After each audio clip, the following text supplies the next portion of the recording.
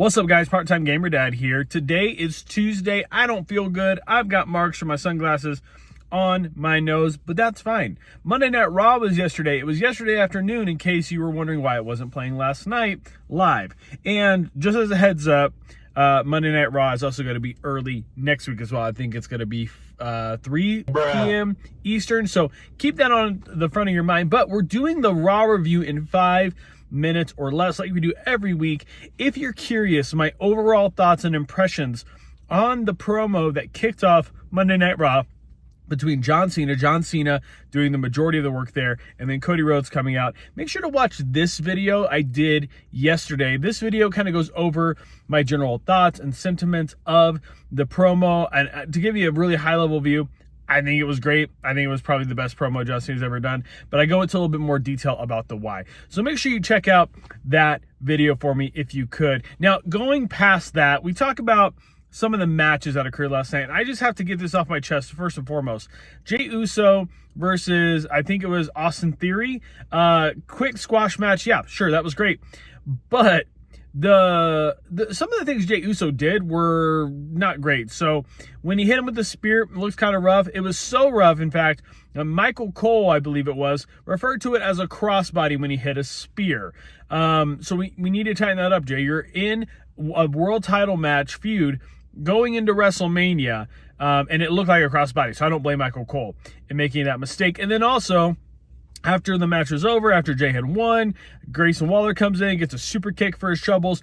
Both Austin Theory and Grayson Waller on the outside. Jey Uso goes to do a flip or a dive over the top. Kind of botches it. Reminded me of Top Dollar, or Flop Dollar, if you remember that meme. And then Gunther brought him back in and choked him out. So kind of a rough segment, mostly due to just Jey Uso maybe rushing some things or just not tightening up, cleaning up some of his moves. So hopefully those things get tightened up. Hopefully they don't affect the feud too detrimentally, because I love to see Jey like run as a world champion, but you can't be making those mistakes, especially that consistently in a singular 5-minute segment.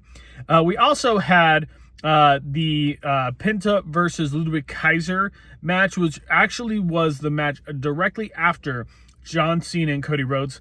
That match was great. Also a little bit of a botch on there with the Mexican Destroyer off the middle rope into the chair.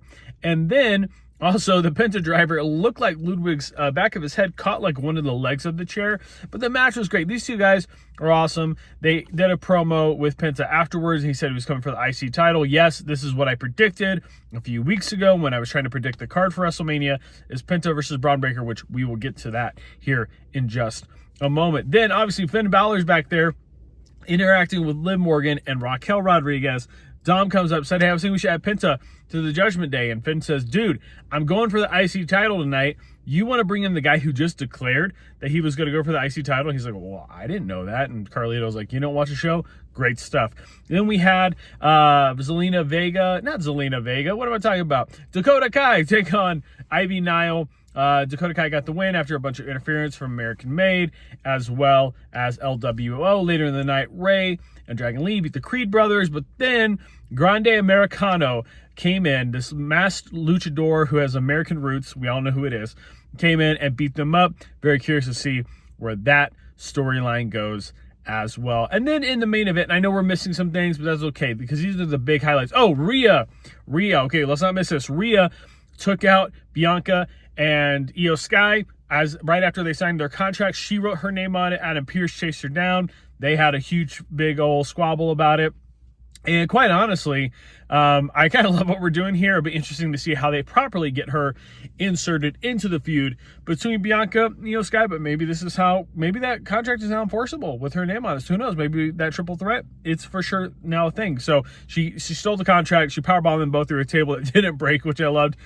So very excited to see how we get there. We're almost 5 minutes. Seth Rollins, nothing promo. I didn't really love it. Hopefully we see better ramp up of that feud between him, Punk, and Reigns at SmackDown. And then Braun Breaker defeated Finn Balor.